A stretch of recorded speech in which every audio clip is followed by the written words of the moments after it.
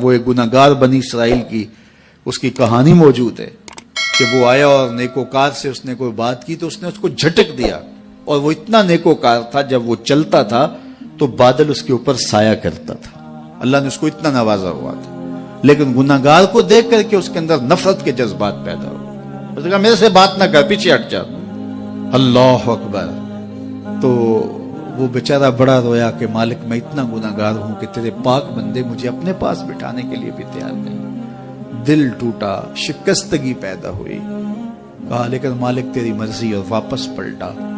لیکن جب واپس پلٹا تو وہ بادل کا سایہ جو اس نیکوکار پہ تھا وہ سایہ اس گناہگار کے سر پہ آ گیا۔ تو وہ کرم نوازی جس پہ فرما دے، اس کے سارے بندے ہیں، تو اللہ کو جو ہے وہ تکبر کی نیکی نہیں، وہ گناہ جس کے بعد عجز پیدا ہو اللہ کو وہ پسند ہے، وہ گناہ جس کے بعد توبہ کے جذبات ابھریں، بندے کو شرمندگی کا احساس ہو۔ تو مت ایسے بنے کہ 4 نمازیں پڑھ لیں تو سب بے نمازیوں کو حقیر جاننے لگ جائیں، تھوڑا سا کام کر لیں، صدقہ و خیرات کر لیں تو باقی مالداروں کو حقیر جانے لگے۔ آپ کو دین کے کام کی توفیق مل گئی ہے تو آپ دین کے ٹھیکیدار بن کے بیٹھ جائیں کہ میں اتنا بڑا جلسہ کروایا، اب میرے علاوہ تو کوئی یہاں مسلمان نہیں رہتا، میں ہی سب سے بڑا عاشق رسول ہوں اور میں ہی سب سے بڑا مسلمان ہوں۔ نہ، ایسا نہ کیجئے، اللہ نے آپ کو توفیق دی، آپ نے لوگوں کو دعوت دی، پتہ نہیں کس آنے والے پہ کتنا کرم ہوا ہے، یہ تو ان کی رحمتیں ہیں، وہ جس پہ چاہے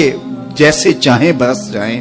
ہم کو ٹھیکیدار تھوڑے ہیں، ہم تو نوکری کرنے والے ہیں، ہم تو جوتے اٹھانے والے ہیں۔ ہو سکتا ہے کس کے صدقے، میرے والد گرامی مجھے یاد آتے ہیں، وہ مجھے فرمایا کرتے تھے جب گفتگو کے لیے نکلنے لگے اور لوگوں کا ہجوم ہونے لگا تو وہ مربی تھے بڑے، اور بڑی حکمت کے ساتھ جو ہے وہ کوئی نہ کوئی بات سمجھاتے رہتے تھے۔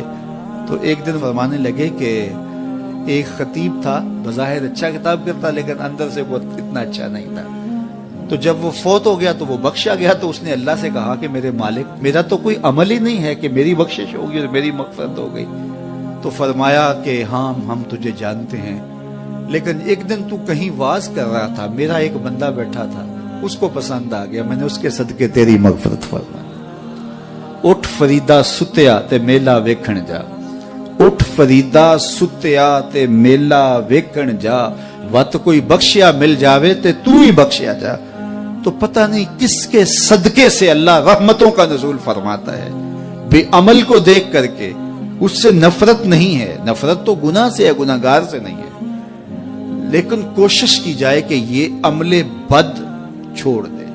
اللہ اکبر۔ ایک جنازہ گزرا اور وہ جنازہ کسی غیر مسلم کا تھا، تو چشمان رحمت میں آنسو آ گئے۔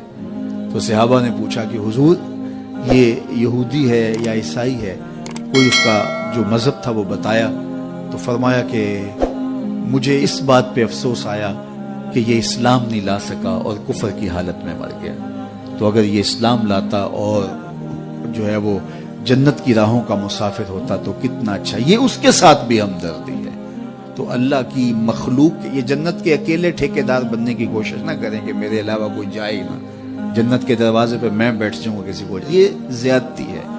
میرے تو اعلیٰ حضرت نے یہ کہا تھا، ایک میرا ہی رحمت پہ دعویٰ نہیں، شاہ کی ساری امت پہ لاکھوں سلام۔ تو اس لیے امت سازی کی ایک تو کوشش کریے، اپنے اندر باہمی چھوٹے چھوٹے نزاع اختلاف، یہ انسانی فطرت ہے، انسان کے اندر طباع کے اندر اختلاف ہے، ترجیحات کے اندر جو ہے وہ اختلاف ہے، اپنے اپنے مزاج کے اندر تفاوت ہوتا ہے۔ تو ایسا نہ ہو کہ چھوٹی چھوٹی باتوں سے آپ جو ہے وہ امت کو پھاڑ چیر کے رکھ دیں، نہیں، بلکہ امت کا جو تصور ہے اس کو قائم رہنا چاہیے۔ تو گناہ کے بعد جب انسان کے اندر ندامت کا اظہار ہوتا ہے، وہ جو آنسو ٹپکتے ہیں، بندہ اپنے آپ کو چھوٹا سمجھتا ہے، میں اتنا گناہگار، میں پاپی، میں مجرم، میں میلا اتھرو، جب وہ اپنے آپ کو دیکھتا ہے کہ میں اتنا برا شخص ہوں، تو پھر اللہ کی رحمتیں اس کے اوپر متوجہ ہوتی ہیں۔ تو اس کو پسند ہے کہ جب بندے اس کے حضور عاجزی کرتے ہیں، اس کے حضور معافی مانگتے ہیں، تو مت کسی کو حقیر جاننا کہ یہ گناہگار ہے، نہ جانے اس کا انجام کیا ہو۔ کتنے گناہگار ان کا آخر اچھا ہو جاتا ہے، کتنے نیکوکار ان کا آخر اچھا نہیں ہوتا۔ انما الاعمال بالخواتیم، وہ تھی تو فاحشہ عورت لیکن ایک کام کیا کہ ایک کتے کو پانی پلا دیا، اپنے دوپٹے سے جوتا باندھ کر کنویں میں لٹکایا اور اس کو پانی پلا دیا۔ حدیث پاک میں آتا ہے اللہ اس کے صدقے سے اس کی خطائیں معاف فرما دی۔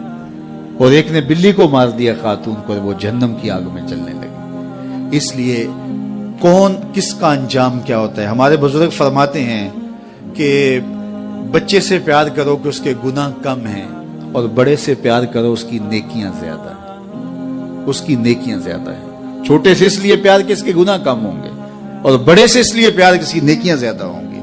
اور اسی طرح جو ہے وہ خیال کرو کہ ہو سکتا ہے اس کا انجام بخیر ہو جائے اور اس کا آخر کتنا خوبصورت ہو، تو مت کسی کو حقیر جانیے گا۔ ایک میرا ہی رحمت پہ دعویٰ نہیں، شاہ کی ساری امت پہ لاکھوں سلام۔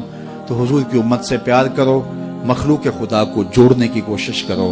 اور آقا کریم علیہ الصلوۃ والسلام نے یہ جو امت کا تصور دیا اور کہاں کہاں سے لا کے کہاں کہاں کے افراد کو ایک گروہ میں، ایک جماعت میں اور ایک امت کے اندر پرویا، ایک لڑی کے اندر پرویا، اس امت کو امت ہی رہنے دیا جائے۔